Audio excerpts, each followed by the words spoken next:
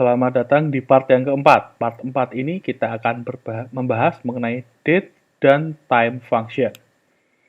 Struktur data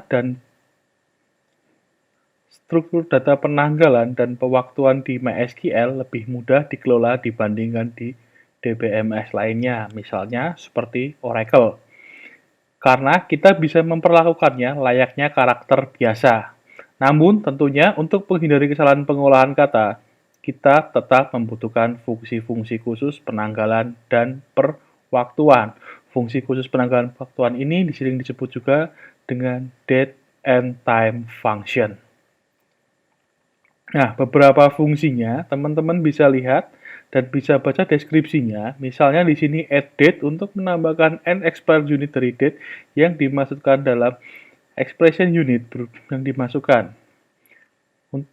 Misalnya fungsi add date untuk menambahkan expression unit dari date yang dimasukkan. Biasanya berupa day, week, month, quarter, year. Add time untuk menambah waktu expression 2 terhadap waktu expression 1. Convert time, mengonversi zona. Card date, current date, mengembalikan tanggal saat perintah dijalankan.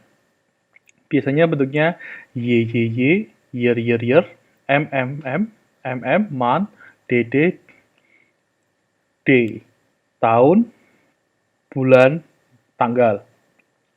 Lalu current time untuk waktu yang mengembalikan waktu saat diperintahkan. Lalu current time stamp now, mengembalikan timestamp saat perintah dijalankan. Lalu ada date, expression-nya, mengekstrak data dari format datetime, dateif, menghitung selisih antara expression 1 dan expression 2. Date format ini beberapa fungsi yang sering digunakan, misalnya A untuk singkatan, B untuk nama bulan, C bulan numerik, dan seterusnya. Ini ada nama jam, bulan alfanumerik, P, AM, PM, misalnya pekan, tahun, Y untuk numerik 4 digit, Y untuk tahun numerik 2 digit.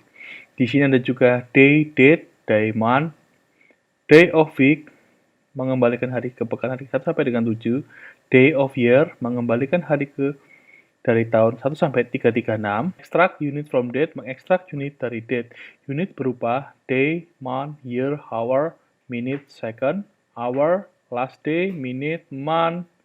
Beberapa fungsi ini teman-teman silakan baca dan teman-teman bisa perhatikan. Nanti kita akan melihat beberapa penggunaan fungsi date dan time sesuai dengan kasusnya. Kita akan mencoba berlatih.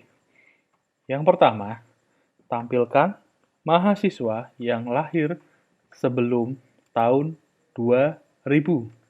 Nah, jadi kita akan menampilkan data mahasiswa yang lahir sebelum tahun 2000. Untuk menampilkannya, teman-teman bisa menggunakan select from mahasiswa where year, di mana mahasiswa mempunyai data tanggal lahir, kita cek tanggal lahirnya kurang dari tahun 2000. Coba kita lihat programnya, kita jalankan hasilnya. Nah, dia akan menampilkan tanggal lahir, yang tahun lahirnya sebelum tahun 2000.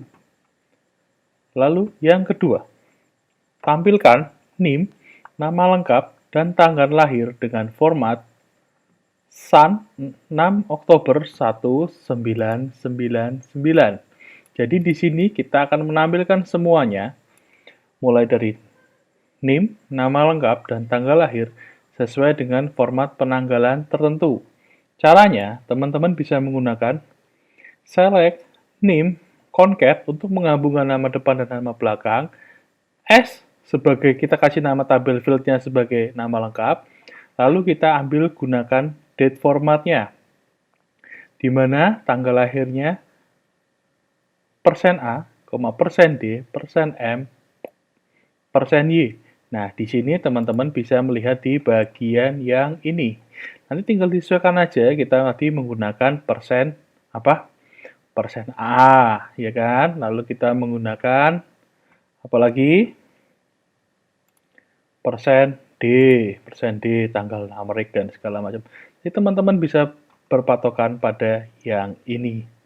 Nah, setelah kita coba, kita jalankan, kita lihat apa yang terjadi, maka dia akan menampilkan NIM, nama lengkap itu gabungan dari nama depan dan nama belakang yang dikoncat, sementara nama lengkapnya ini adalah nama fieldnya.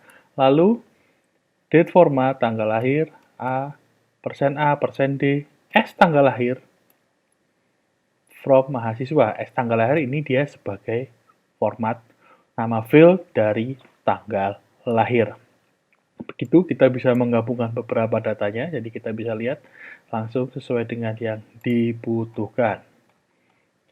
Selanjutnya, kita akan mencoba menampilkan data mahasiswa. Kita akan mencoba yang C, tampilkan mahasiswa yang lahir di bulan ini. Nah, menampilkan mahasiswa yang lahir di bulan ini, teman-teman bisa mengecek tanggal lahirnya. Sementara itu, tanggal lahir yang dicek, kita cek bulannya apakah bulan ini sekarang adalah ketika video ini dibuat adalah bulan April. Jadi sekarang adalah bulan April. Sekarang kita akan mencoba melihat beberapa mahasiswa yang lahir di bulan April sesuai enggak. Teman-teman bisa menggunakan sintaks sebagai berikut. Select from mahasiswa where month tanggal lahir sama dengan month now. Sekarang bulan April, maka tanggal lahir yang seharusnya bulan April akan muncul. Yuk kita coba. Nah, di sini kita akan melihat beberapa orang yang lahir bulan April, bulan 4. Itu adalah untuk yang soal yang C. Lalu soal yang D. Tampilkan data mahasiswa yang lahir di hari Senin. Hari Senin, kalau teman-teman perhatikan di sini, teman-teman bisa menggunakan select bintang from mahasiswa where weekday tanggal lahir sama dengan 1. Kalau teman-teman perhatikan di sini, hari pekan, weekday, dimulai dari Sunday itu minggu itu 0, Saturday itu 6, berarti Sunday, minggu 0, Monday 1. Hari Senin adalah Monday, maka kita akan menampilkan hari Senin sebagai nomor 1. Coba kita lihat hasilnya. Ternyata yang lahir pada hari Senin hanya 1 orang. Lalu kita masuk pertanyaan selanjutnya. Tampilkan NIM, nama depan, nama belakang, serta usia setiap mahasiswa. Nah, untuk mengetahui usia mahasiswa, tentu kita harus mengetahui tahun sekarang dikurangi tahun mahasiswa tersebut lahir. Caranya, teman-teman bisa menggunakan select, tadi kita akan menampilkan NIM, nama depan, nama belakang, serta usia. Tahun sekarang dikurangi tahun mereka lahir. Di sini, tahun sekarang dan tahun mereka lahir kita masukkan dalam tabel dengan kolom usia dari tabel mahasiswa. Sekarang coba kita jalankan, kita lihat. Jadi di sini, NIM, nama depan, nama belakang, usia mereka dikurangi berdasarkan usia tahun sekarang. Sekarang tahun 2020, jadi kita bisa lihat usia mereka dari sekarang. Sekian untuk materi kita hari ini. Terima kasih.